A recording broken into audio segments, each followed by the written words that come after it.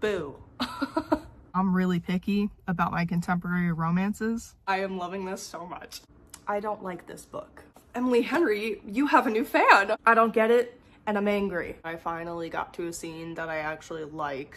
Bad news, slipped on ice and sprained my ankle, but good news, I did get my book mail. Emily Henry's name has been circulating the book community for years. She is so popular, and I feel like I have been avoiding her for years, partially because I'm worried she won't live up to the hype, and partially because I'm really picky about my contemporary romances. I don't have any specific titles in mind, but I would like to read at least 2 of her books because that seems fair. And right now I am at my local secondhand bookstore to unhaul some books. I've got a box and a bag that I've been accumulating over the last year or so, and I debated doing a video going through all of them and why I'm unhauling them, but I feel like we don't need to take a trip down memory lane for a bunch of stuff that I don't like. I haven't read any synopses, but I feel like the 2 I hear the most about are Book Lovers and Beach Read. So if I have some options, I'll aim for those. So let's go see what they have.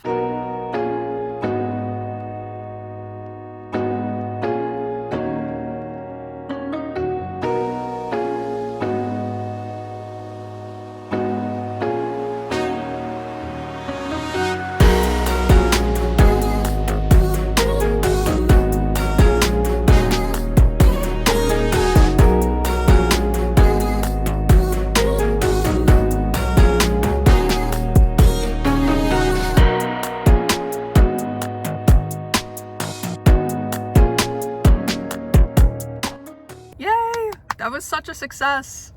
They gave me about $10, which doesn't sound like a lot, but in terms of half-price books, like that's quite a bit. And they had like a much bigger selection for Emily Henry than I thought they would. They had 4 different titles for her. I was only expecting 1 or 2, but they had different titles, including Book Lovers and Beach Read.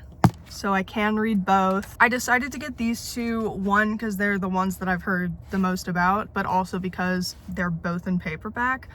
I mean, talk about perfect timing. You know what I mean? The Book Lovers copy is in like a pretty good condition. The Beach Read copy has like a little bit of wear and tear on the cover, but also it's annotated.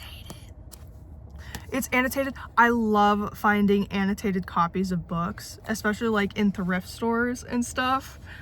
And whoever annotated this, one, has incredible handwriting, but wrote little notes like, ugh, why do I feel like crying? I'm being very careful not to read the actual page because I don't want to spoil anything for myself. I just can't believe how lucky I got that I got both the books I wanted. I only ended up paying about $6 for them after they deducted the $10 that they were gonna give me. And one of the copies is annotated?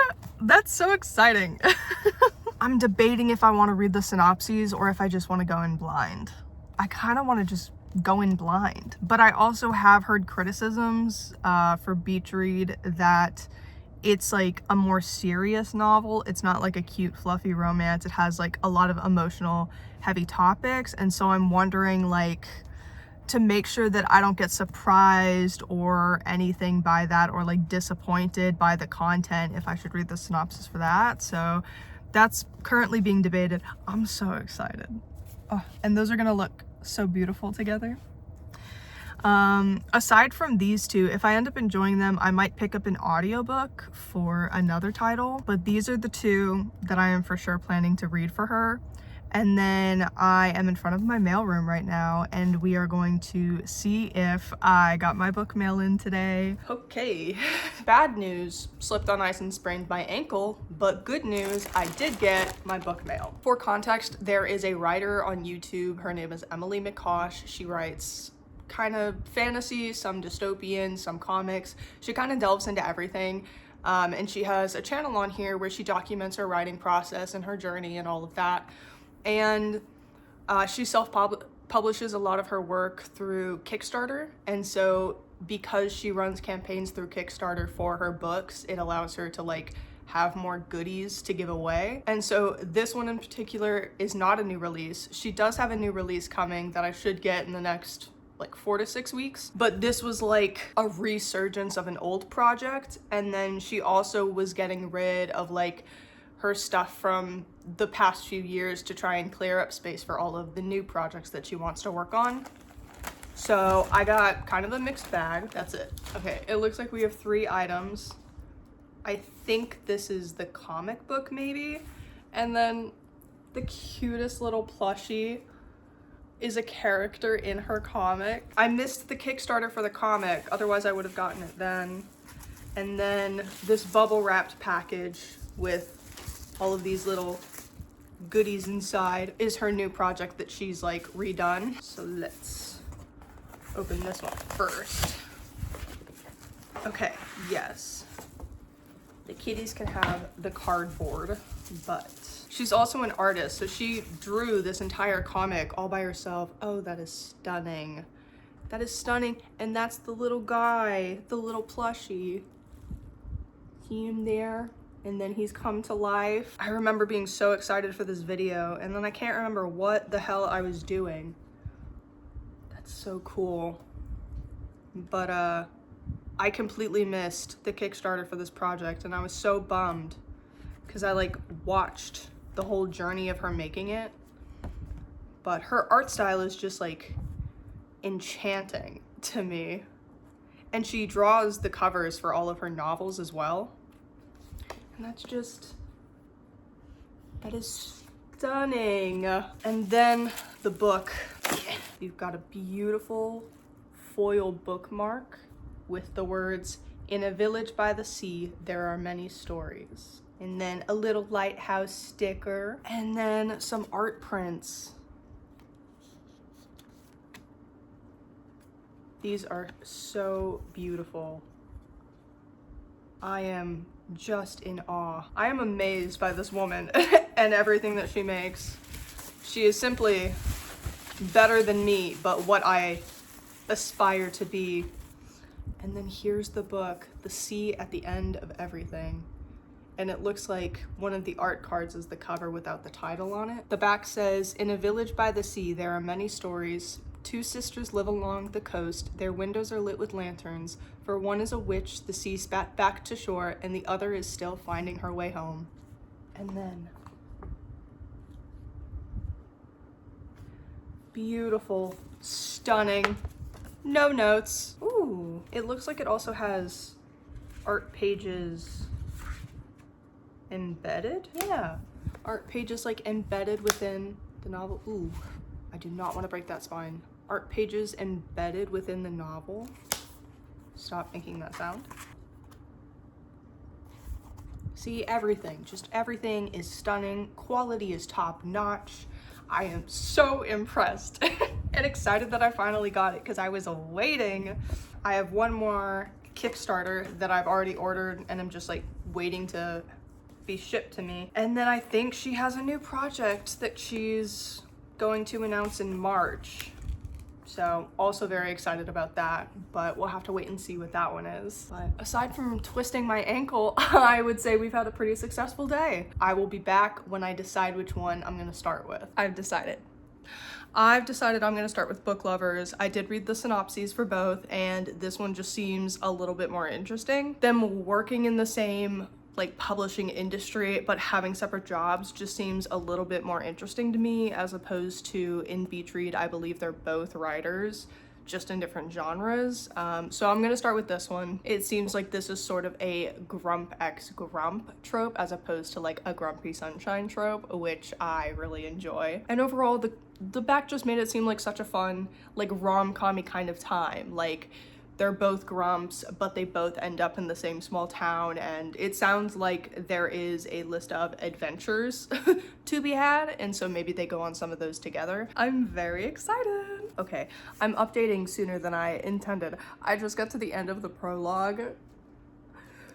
I already like these characters. I hate to say it so early in, because like I have the entire book left, so everything could change, but just getting to the end of the prologue, our 2 main characters, Nora and Charlie, just had their first interaction, and the tension is just, it's already there. I don't know if I would exactly call this like enemies to lovers, but they're both grumps, and Nora especially just had like a really bad day.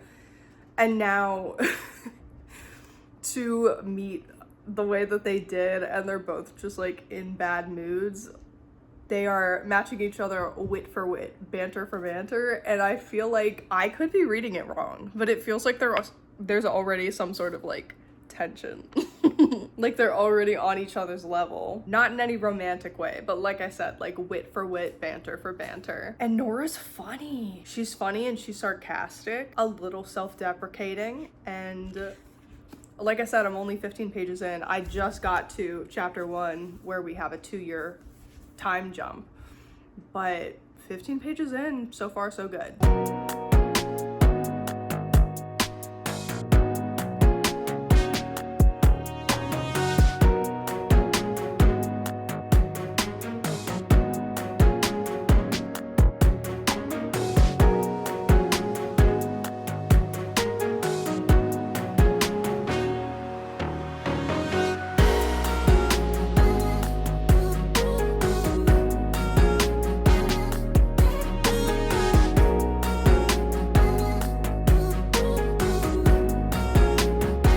Okay, I am about a third of the way through, and I am truly shocked by how much I'm enjoying this. Now that I'm further into it, I understand more about what direction the book is taking. In case you aren't aware, this follows Nora. She is a very strict, plays by the rules kind of character. She doesn't allow herself many freedoms, and she is a literary agent. She sells a book that's like a small town romance. It's based off of a real small town, and it becomes like a global phenomenon, and her sister is pregnant with her 3rd child, and so she wants to sort of take like a vacation to this small town, which she loves based off of the book that got so popular, and creates sort of like a bucket list of just random things like wearing flannel, baking something, going on a date. While they are in this small town, they'll be there for about a month. And then while they are there, they just so happen to run into Charlie,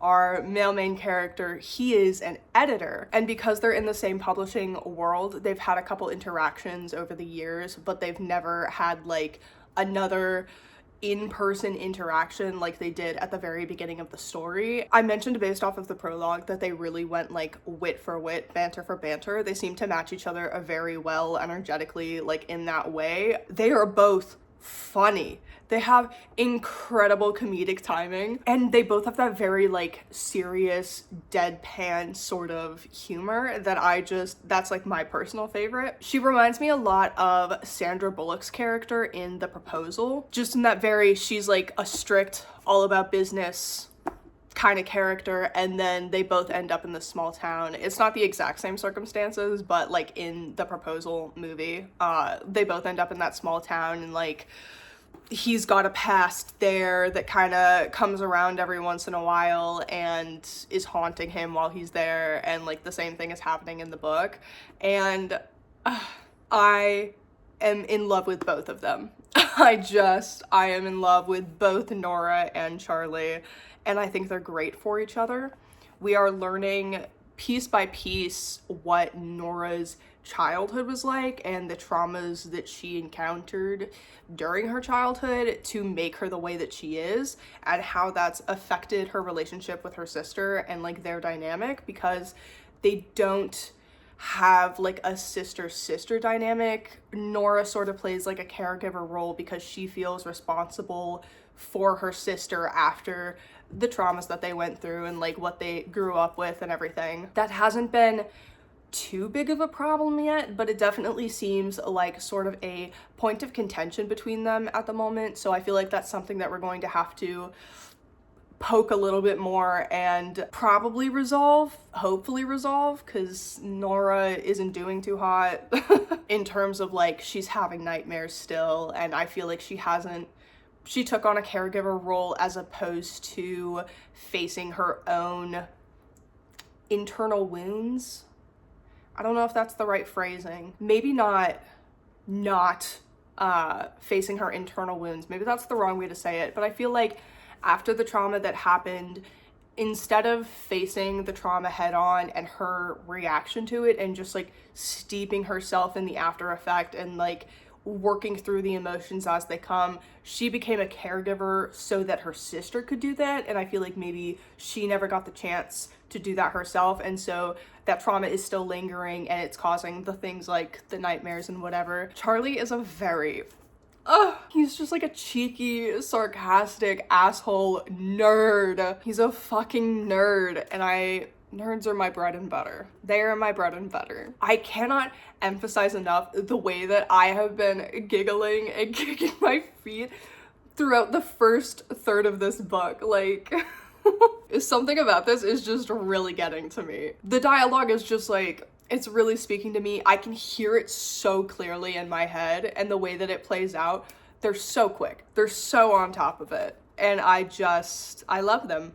That's really all I have to say is I absolutely love them, and I am so excited to see where the book is going. Oh, that's right, I didn't explain it. Nora and her sister go and visit this town, and the male main character just so happens to be there because of circumstances. And then because they're both in the same industry, the author who wrote the book that was like a global phenomenon, she is currently working on another project that's like about to be ready for the agents and editors to look at, and so both of them really want to work on this project. And so we've got the little bit of contention between the sisters. We've got Nora and Charlie both like establishing a connection, realizing, hey, maybe you're not who I thought you were.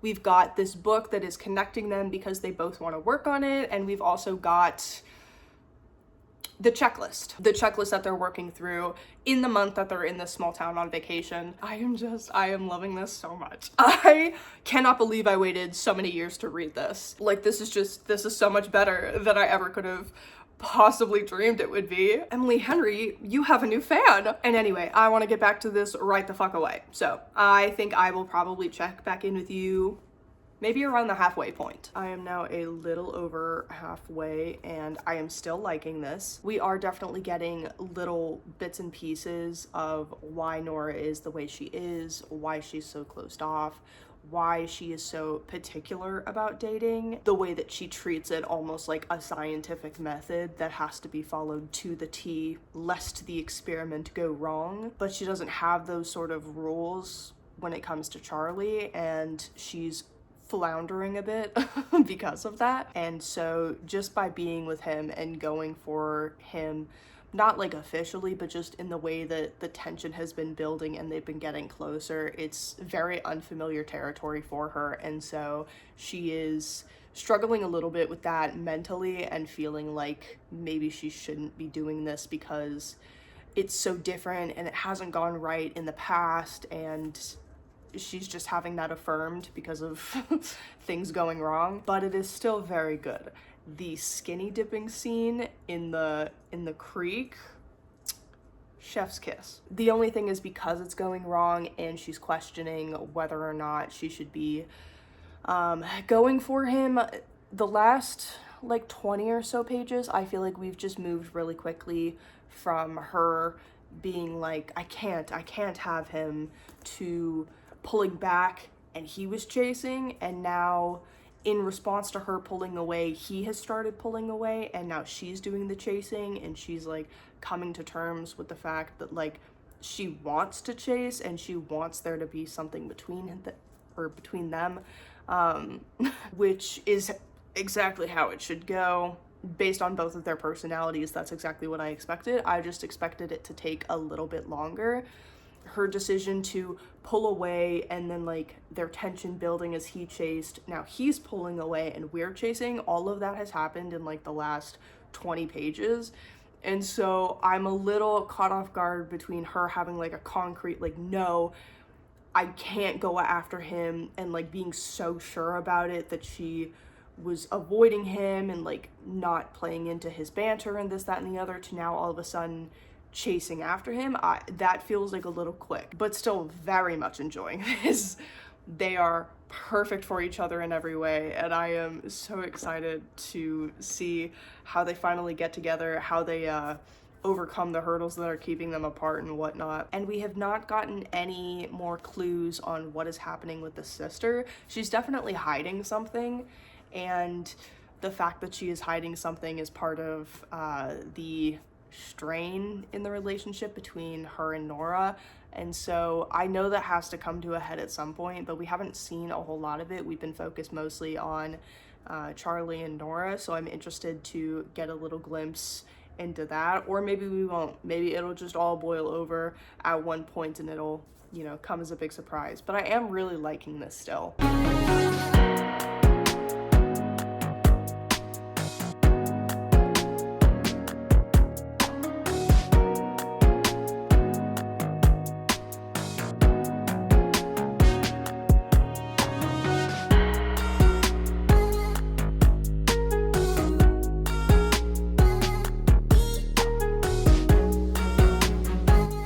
I have been waiting for the other shoe to drop, and it just did, but not from who I was expecting. That's shocking. That's not what I was expecting the big conflict to be. And unrelated, something really interesting in between the last time I talked to you and now is we've gotten more insight into the relationship between Nora and her sister, and this book is like in first person from Nora's perspective, the whole book, but we did get a glimpse into what her sister thinks of their childhood, like how she recalls those memories and how they affected their relationship to each other.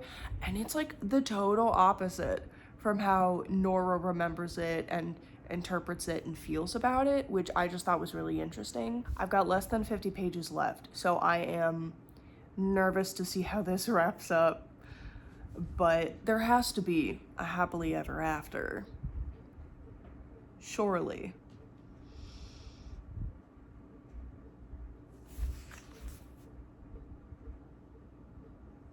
They can fix this. They can fix this.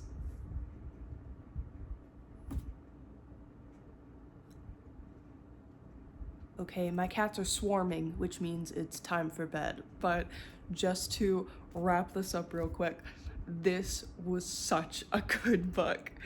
I absolutely loved it. I loved both the characters, I loved the story. Everything about this was just so good, so fun.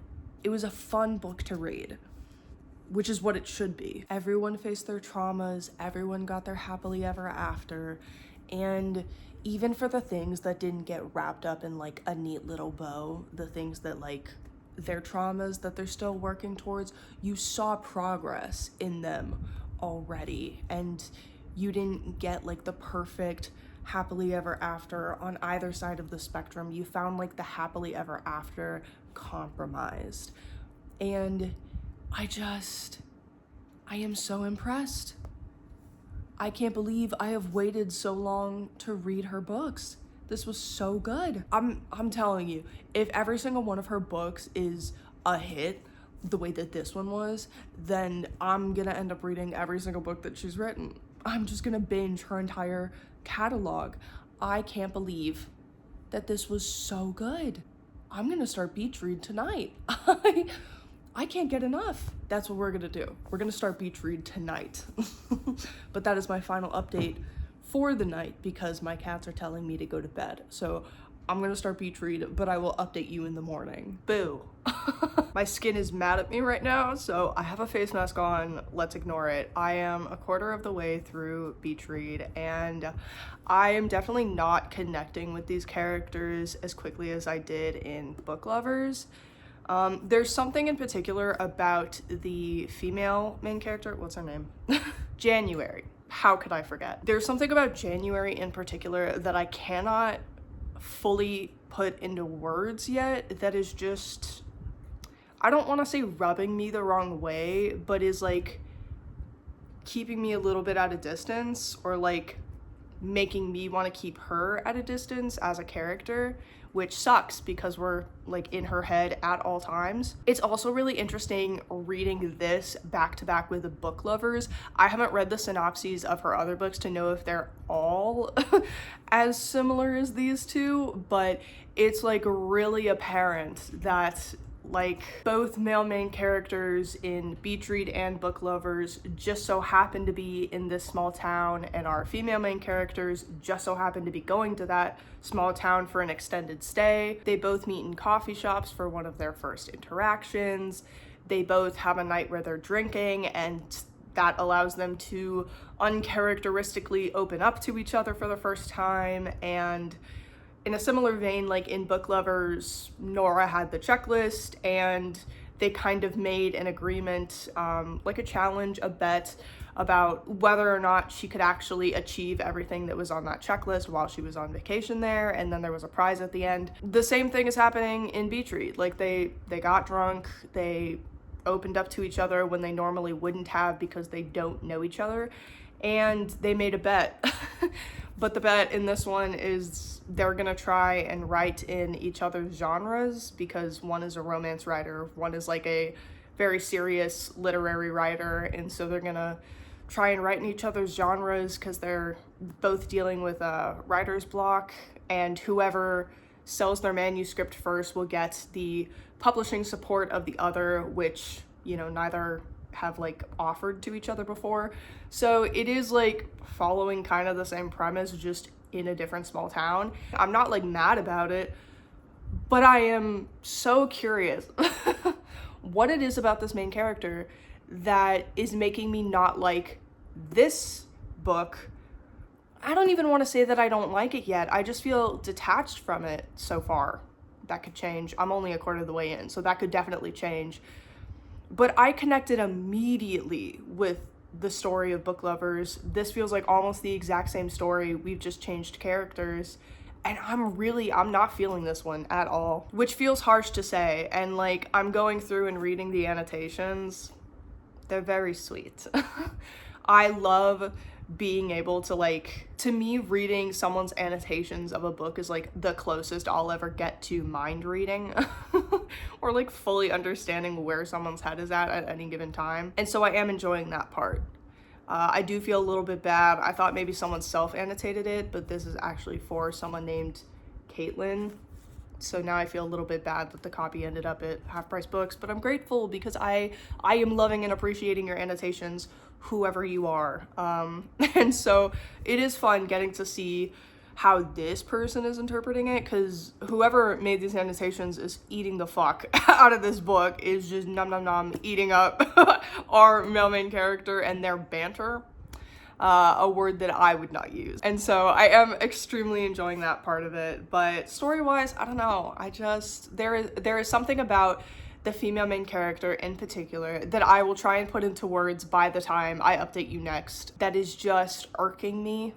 It's irking me, I think, is what it is. But anyway, I've got chores to do and reading to get done. I would like to finish this today while I have the day available. So I'm gonna go get to it, and hopefully next time I update you, I will have more positive things to say.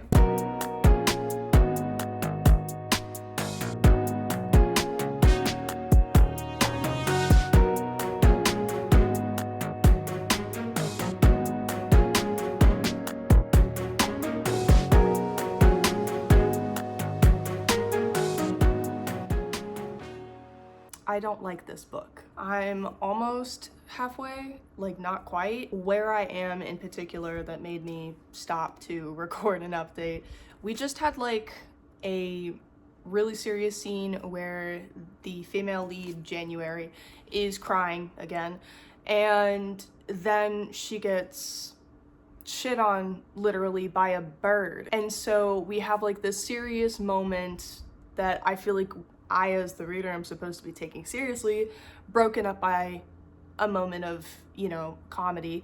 And then we have the male main character stumble upon her. She's obviously been crying, and so he tries to offer her comfort, which is kind of new territory for the both of them.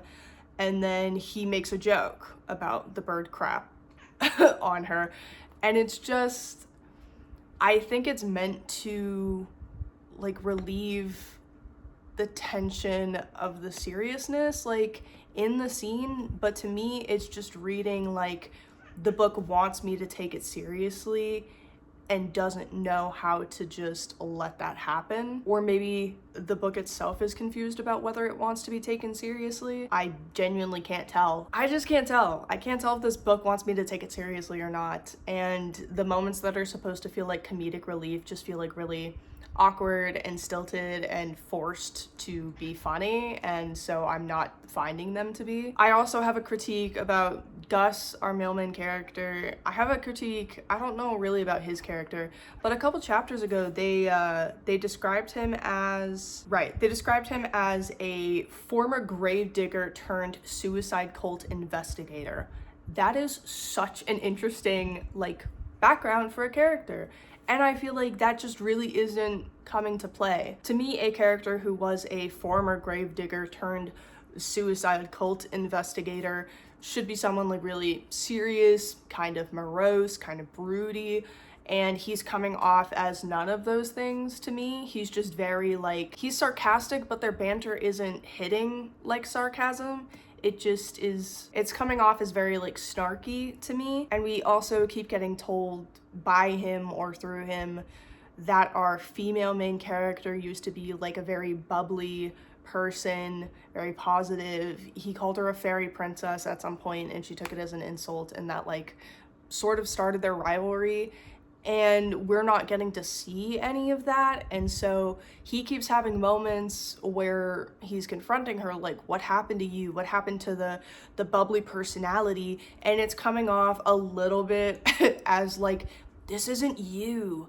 Because her dad died and she found out a bunch of secrets about him, and she's wallowing not just in the grief of her dad, but also in the grief of what she thought she knew him as, and she's rethinking all of her memories with him. And so she's not a super fun person to be around or read about. And he's comparing the version of her that he knew in college, which was 7 years ago, to the version of her now, and it's coming off as this isn't the you I remember, and it's giving me the ick a bit, especially because I can't relate. We haven't seen what she was like in college, no scenes aside from him calling her a fairy princess. So I, as the reader, I have no idea if she was different in college. I have no idea how different she was in college.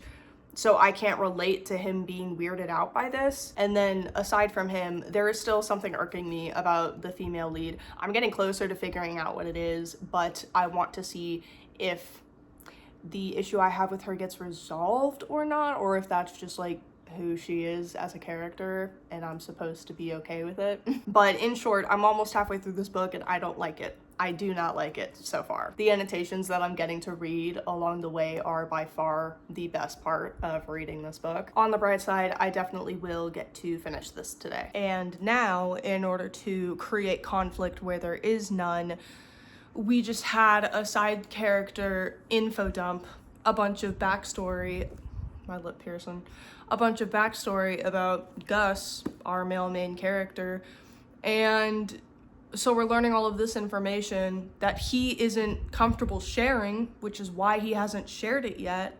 They've only known each other for, I think, 2 weeks at this point.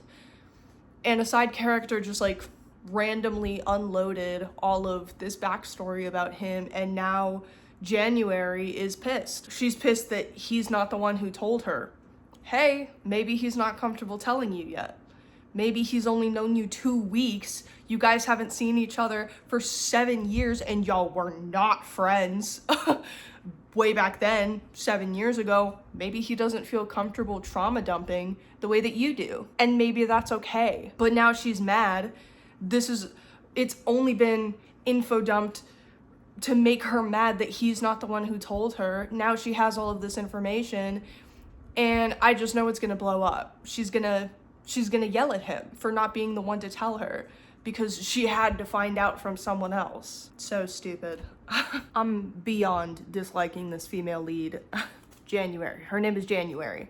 I'm beyond disliking her. For as many interactions, not very many that we've seen between January and Augustus, considering how many there seem to be a lot of miscommunications, specifically where he says something and she interprets it a different way than he means. And every single time they have a miscommunication, he's the one reaching out. He's the one trying to pry what's wrong, what did he say, blah, blah, blah. And he's the one apologizing. Our female lead hasn't apologized a single time. And if we're being honest, she's not that good of a person. So she's had plenty of reasons to apologize, and she just won't. Like right now, they're out on like a field trip, an outing that she planned, and he said something. She interpreted it as him insulting her and making fun of her.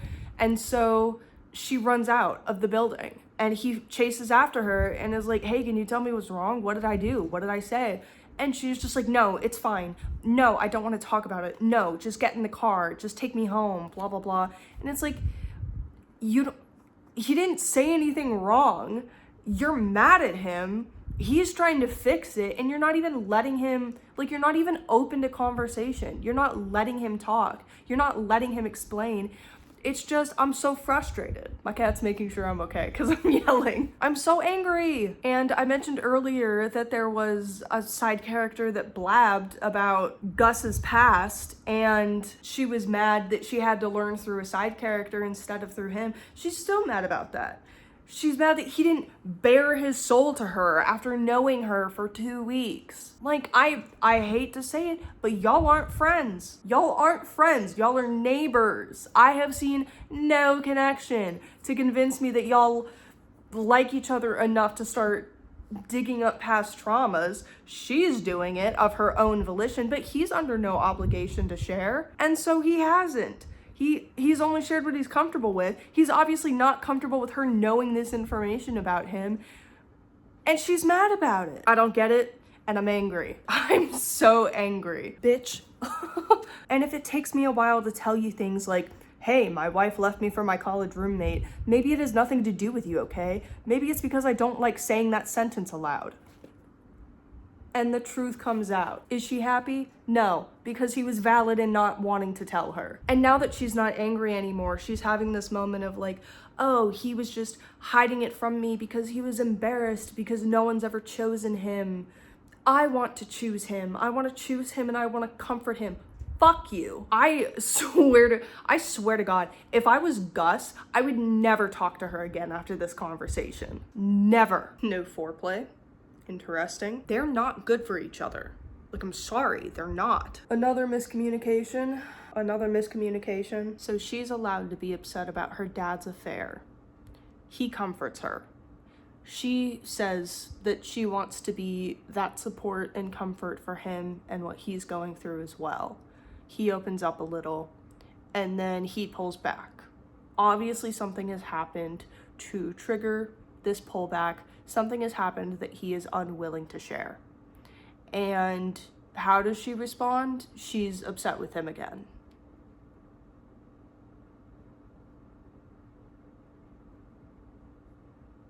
Just popping in to say that I finally got to a scene that I actually like. I don't believe that they're developing genuine feelings for each other. I don't think they're falling in love.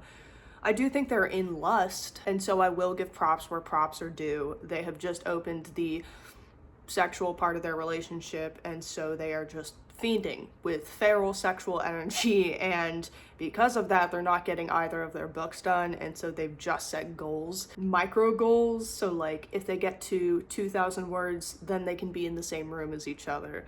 And if they get to 5,000 words, then they can sit on the couch together, and then they can touch, and then they can, you know, and they're setting like small goals to avoid just fucking all the time. And that is very funny to read. Props where props are due. I do feel 90% negatively about this book, but like, it has the occasional funny scene, and this one stood out to me, so I wanted to mention it. Unreasonable. And she's a hypocrite. With you, I only feel happy. Why though? I have officially finished a beach read. I hated this book. I don't believe in the characters' reasons for being there. I don't believe in their stupid bet. I don't believe in their feelings for each other. I don't think that they resolved anything. I feel like our main character, January, didn't have an arc of any kind. She was rude, and I understand that she's grieving her dad, but to me that doesn't excuse bad behavior. And not once did she ever apologize for it. And she was rude to so many people. And even once, like, she laments for so long about how her dad is gone, and after he died, she found out that he cheated on her mom, and she is forced to reconcile that version of him with the version of him in her memories, and so she keeps thinking back on like her entire childhood, like, was it all a lie, was any of it real? And she just keeps lamenting in like this cycle of, I can't believe my dad did this, I didn't think that he was the type of person who would do this, why would he do this, I'll never get answers, what am I supposed to do without answers, like over and over again. And it got to a point where I was like, I get it, it's all you've talked about for 120 pages. I thought that we were going to have to find a way to just accept that, like, hey, shit doesn't always work out. You're not going to get answers, and that's something you just have to live with. That's part of the grieving process. When people die unexpectedly or you find stuff out about them after they're gone, there are parts of them that you have never seen, and that's just true with everyone. So that was the arc that I was looking for, is her having this sort of realization that she's going to have to move on without answers, and that didn't happen. I won't spoil how we get the answers, but she gets her answers. And is she satisfied when she gets them? No. It's unrealistic and way too convenient the way that she got answers, and even once she did, she wasn't satisfied. I am shocked at how similar the two books were, but how completely opposite I feel about them. I keep trying to think back, and I just cannot come up with anything lasting that I really liked about this. Right now, like, I'm still filled with fresh rage, so it's feeling like a 1 star, and I hate to say that, especially to whoever left the annotations. I love that you love this, and I love that you loved it enough to give it to someone else. I have appreciated your annotations far more than I enjoyed the actual book. And so I'm sorry, I know that this is a lot of people's favorite book, but I don't understand. Maybe I'm misinterpreting the character, but I feel like I'm not.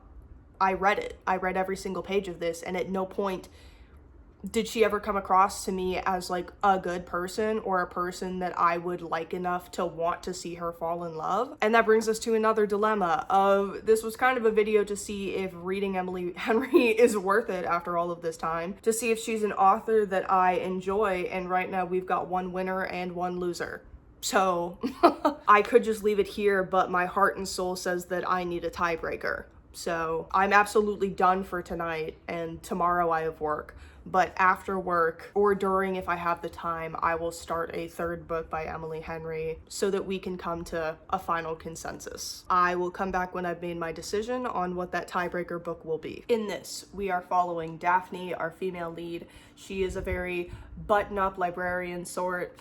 She is a literal librarian, and she is engaged to her fiance, Peter. Peter calls off the engagement and then immediately gets together with his childhood best friend, Petra.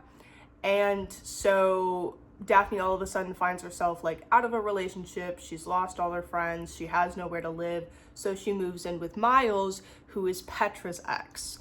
So they understand each other. They're the only ones who understand each other in this weird, fucked up situation. And I made it to a little over a quarter of the way through it while I was at work, and I'm really liking this so far. Miss Emily Henry, you might be winning me back, okay? Completely opposite story, completely opposite vibes from book lovers, but it is hitting me in a very similar way. I feel probably too connected to Daphne, the main character, and I'm not quite sure how I feel about it. She is a very pessimistic sort of character, understandably, because of the breakup that she's going through, and she's got a lot of family struggles that she's dealing with at the same time, while trying to decide what she wants to do. She has her dream job of being like a librarian and being so connected with all of these children's programs, but her mom is states away. All of her friends were Peter's friends, and they've kind of sided with him. And so she really feels like she has nothing left in this town.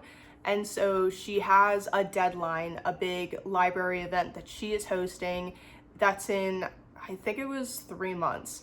And then after that, she is planning to move away. In terms of character dynamics, first of all, Miles and her are like complete opposites. But it's kind of interesting because in this one, she's a grump and a cynic because of her circumstances. And then Miles is kind of the sunshine. He's not exactly a sunshine, but he's a very optimistic, open character that everyone gets along with. Like, he can walk into a room and make friends with everyone that he passes, kind of a person. And the banter is back. The banter in Beach Read was lacking, is what I'll call it. But it's back. It's back in Funny Story, and I'm having a hell of a time. Like I said, I am only a little over a quarter of the way through it, but we've just kind of gotten to the point where her and Miles are connecting. Oh, I forgot to mention, a huge part of the plot is that Miles and Daphne decide to sort of fake date in order to make Peter and Petra jealous, not to win them back, but just to make them feel bad. It's petty and nothing else, and I love it. So while they're doing that, they're kind of forced to immediately break through their barriers because, like, they don't know each other, and so they're living together, but they're only connected by these, like, extremely strange circumstances. Strange and messed up circumstances, and so they kind of trauma bond over that, but then they create this plot in order to make Peter and Petra feel bad, and so now they're having to spend more time together. Now they're having to kind of force some intimacy, but then it doesn't feel as forced as it should. It is making me feel all the feels, all the tinglies. We are already getting a little bit physically intimate in some spicy ways. This is the fastest it's happened in the 3 books that I've read, but it doesn't feel rushed, is what's most important. They are sort of playing an act because of the image that they want to present to Peter and Petra, but the chemistry is undeniable between them. There is something there that is just being enabled, essentially. And so I think it's going to be really interesting. I think all of the physical feelings and like that connection between them is going to come into play way before their actual like emotional feelings come into play. And so I'm very excited to see how this plays out. That's fucked. They keep describing him with a really unruly beard and likening him to a werewolf, and I keep having to like scrub that imagery from my brain. No, he doesn't have a werewolf. He doesn't have a werewolf beard. No. I would trust this man with my life. Petra doesn't know what she lost. They're not giving me a super strong reason for them to not be together. Like, they've got the lust and they've got the chemistry, and now the feelings are finally coming in, and the only thing really standing in their way is each other and like their fear of fucking up. Aside from that, we really don't have any obstacles in our way like stopping them from getting together. So I am interested to see how they overcome those fears. The dress is stuck. This book is fun. It's fun. I'm having fun. This is a fun book to read. I just finished Funny Story, and I kept forgetting to pick up my phone and update because I was just too into the reading, but I wanted to give my final thoughts and then kind of wrap up this video and everything that we read in it. So I finished Funny Story, and this was a very good book. This book is incredibly quick to start the conflict, the plot, the romantic chemistry, all of it. It really doesn't take any time. It doesn't hold your hand and gently lead you into the story. It just all starts everything right away. And I think because of that, we don't get as much depth. This story relies a lot more on surface level conflicts and banter to hold up the story and the relationship, as opposed to creating these really like deep-rooted serious issues. And I understand that that's like a problem for a lot of people. I didn't mind because I went into this wanting something light and fun, but if you are looking for a romance with a little bit more substance, this one might not be for you. If you want something with substance, then I would recommend picking up Beach Read. I have more than explained my feelings about this and why I didn't like it, but in short, I just thought that the plot was unrealistic. I did not like the female main character, and I did not believe in the main character's connections. However, this does deal a lot with grief and death and accepting that. And finding a way to make new connections while dealing with all of those things. So this definitely does have depth. And then last but not least, just an all-around good time, I read Book Lovers. This is probably my favorite of the three. I'm the type of person that when I read, I see the entire thing like a movie in my head, and this played out like a rom-com, like The Proposal, 27 Dresses, like that type of 2010s rom-com, and I loved everything about it. I think this had an amazing story. I think this delved into an amazing relationship, not just between the two main characters, but also there was a very serious issue between our main character and her sister, and it was affecting their relationship in a very negative way. And to see that get resolved, and then to see both of the main characters open up, everything about this was an amazing time. I truly enjoyed this book and have been thinking about it for days after reading it. This is a book that I can definitely see myself rereading like over and over and over again and still getting something out of. So if you are like me and you have never delved into the world of Emily Henry, I would say it's worth it, and I would recommend starting with this one. As for me and my journey with Emily Henry, I'm gonna consider us friends.